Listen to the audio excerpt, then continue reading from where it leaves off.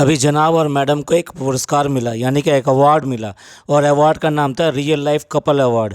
और वो जो दिया गया था वो सीधे इनके घर भिजवा दिया गया था। ये ऐसा नहीं कि किसी सेरेमनी वगैरह में दिया गया था, और वो किसी फ़ैन मतलब जो फैंस होते हैं ये उनके द्वारा चुना हुआ अवार्ड था। तो मैडम के बारे में तो अक्सर बातें करते रहते हैं कि उनका पास्ट में ये था वो था, उन्होंने इस तरह हस्बैंड को छोड़ा, ये सब किया। तो ये सब चीज़ें आती रहती हैं, उनके बच्चे के बारे में भी बात आती रहती हैं। तो हमने कहा कि ज़रा जनाब का भी देख लिया जाए, और जनाब का देखने के लिए हमें बहुत ज़्यादा दूर जाना नहीं पड़ा, हमें सारी चीज़ें खुलकर सामने आ गई इंटरनेट पर ही। आज की चर्चा में आपका स्वागत है। तो आज हम इस पॉडकास्ट में बताएंगे कि जनाब के रिलेशन अपनी वाइफ से और उस समय चल रहे अफेयर्स के साथ में किस तरह के थे, क्योंकि ये जो अवार्ड दिया गया है ये रियल लाइफ कपल अवार्ड दिया गया है, यानी कि दोनों के कपल की किस तरह की बॉन्डिंग है और किस तरह से वो एक दूसरे से प्यार से रहते हैं, या ये के लिए कितनी अंडरस्टैंडिंग के साथ रहते हैं, इस सब के ऊपर दिया गया। जबकि आजकल के व्लॉग्स देख के लगता है कि जैसे दोनों के दोनों एक दूसरे को खींच रहे हैं। जनाब मैडम तो बहुत ज़्यादा तारीफ़ करने पर लगी रहती हैं, ठीक है जनाब, जबकि कुछ भी पैम्पर नहीं करते। इवन देन महीने भर से घर पे पड़े हुए हैं, लेकिन मजा लेके ज़रा भी उसके साथ में काम में हाथ बटा दें या उस बच्चे को लेने में हाथ बटा दें, नहीं, वो अपनी ईगो में मस्त हैं। और साथ साथ इंस्टा पे अच्छे से अच्छे फ़िल्टर लगा लगा के अपने फ़ोटो डालते रहते हैं।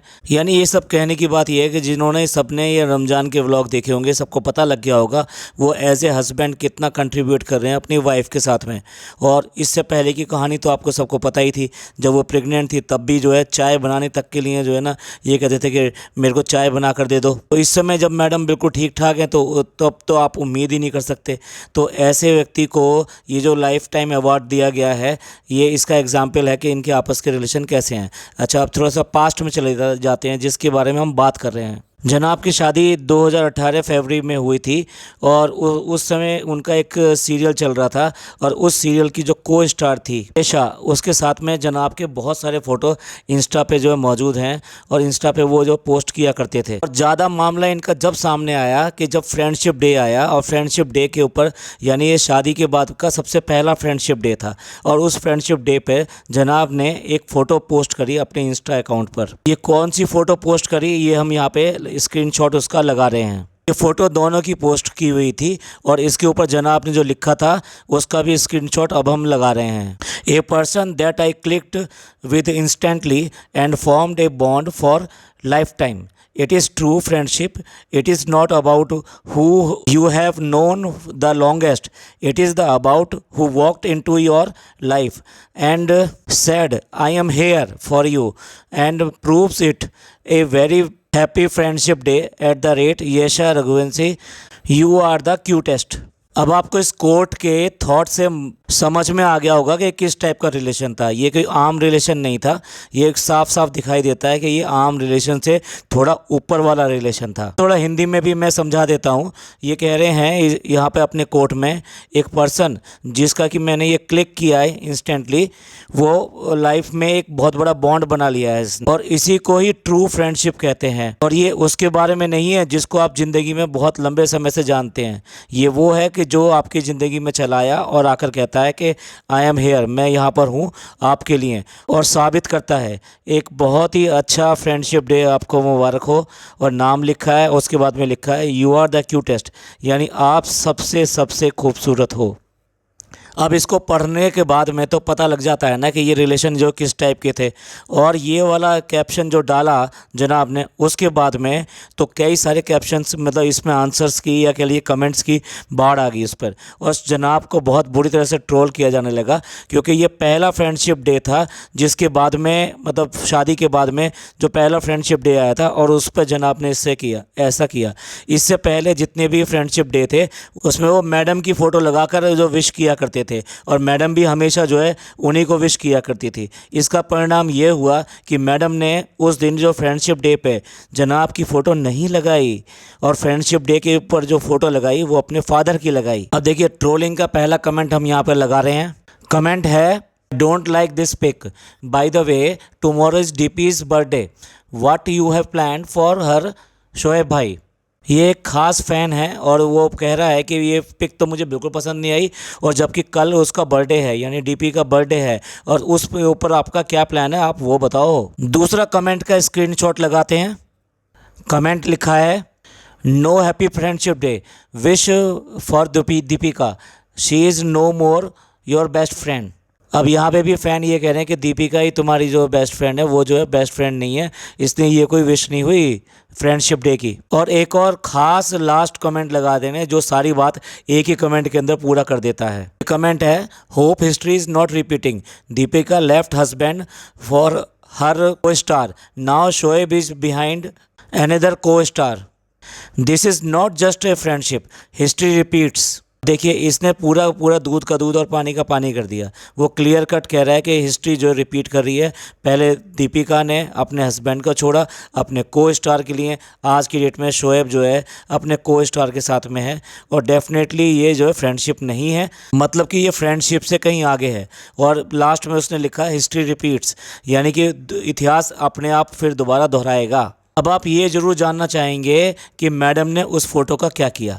मैडम ने उस फ़ोटो के ऊपर सिर्फ और सिर्फ इमोजी बनाए, और किस वाले इमोजी बनाए। ये इमोजी जो है मैडम के लगाए हुए इमोजी, इसका भी हम स्क्रीनशॉट यहाँ पे लगा देते हैं। मैडम का तो जवाब आपने सुन लिया, अब येशा का भी जवाब सुन लीजिए इसी फ़ोटो के ऊपर। इसका भी स्क्रीनशॉट यहाँ पे लगा दे रहे हैं हम। Happiest day forever, hashtag sunshine boy, hashtag my happy life song, hashtag reason to smile, hashtag love love love. अब यहाँ पे यश के भी जो आंसर हैं उस आंसर से आपको पता लग गया होगा कि it is not just friendship, it was मतलब बियॉन्ड द फ्रेंडशिप, यानी कि कहीं ना कहीं फ्रेंडशिप से कहीं और जा रही थी। और ये तब की बात थी जनाब जो है 1 साल मतलब पहला साल चल रहा था जनाब की शादी को। देखा जाए तो जनाब जो है ना मैडम के साथ रह रहे थे, लिविंग में रह रहे थे, बिना शादी के रह रहे थे, अपनी फैमिली को भी ले आए थे, इस तरह से रह रहे थे। लेकिन उसके बाद में भी शादी करने को तैयार नहीं थे। जब शादी करने को तैयार नहीं थे तो मैडम की मम्मी ने थोड़ा सा जो है अपना पैंतरा टाइट किया और उन्होंने धमकी दी कि शादी करनी पड़ेगी, अगर नहीं करोगे तो इसके बुरे परिणाम होंगे।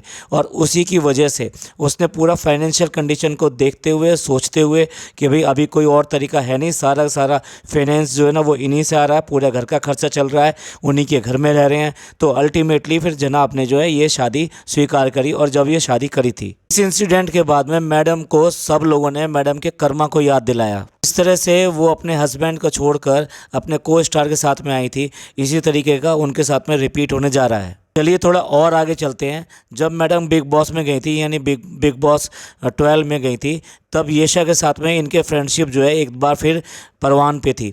और उस टाइम में ये काफ़ी जगह घूमते हुए उसके साथ देखे भी गए। और येशा जो है काफ़ी हद तक जो इनके घर पर आना जाना था, और ईद पर भी उसका आना हुआ। और उसके बाद में सबा का बर्थडे आया, सबा के बर्थडे में भी वो शामिल हुई थी। इसके बाद में मैडम की दोबारा से एंट्री होती है, यानी बिग बॉस से वो वापस आ जाती हैं। और बिग बॉस से आने के बाद में और उनका मिलना जुलना अब उसके बाद में ख़त्म हो जाता है। उसके बाद में फ़ोटो ये जो डाल देते हैं इंस्टा पे, ये इंस्टा पे फ़ोटो डलनी भी बंद हो जाती है। इसके अलावा ये लोग जो है यानी कि तीनों के फ़ोटो पे, पहले दीपिका के, सबा के और शोएब के फ़ोटो पे वो येशा अक्सर उसको लाइक किया करती थी, वो अब भी लाइक कर रही थी। लेकिन इनमें से कोई भी उसके फ़ोटो को लाइक नहीं करता था। हाँ, कभी कभी सबा के जो है लाइक आ जाते थे उसके फ़ोटो के ऊपर। कुछ और पिक लगा रहे हैं दोनों की। इन पिक्स को देखकर भी नहीं लगता कि इनके अंदर जो है कोई नॉर्मल सी बात थी। एक नॉर्मल से हट के जो स्पार्क होता है ना, वो स्पार्क था। कुछ लोगों ने तो यहाँ तक कहा कि मैडम जो है ना उसकी बड़ी बहन सी लगती हैं, यानी जनाब की बड़ी बहन सी लगती हैं। वो एज फैक्टर जो है वहाँ पे दिखाई देता था।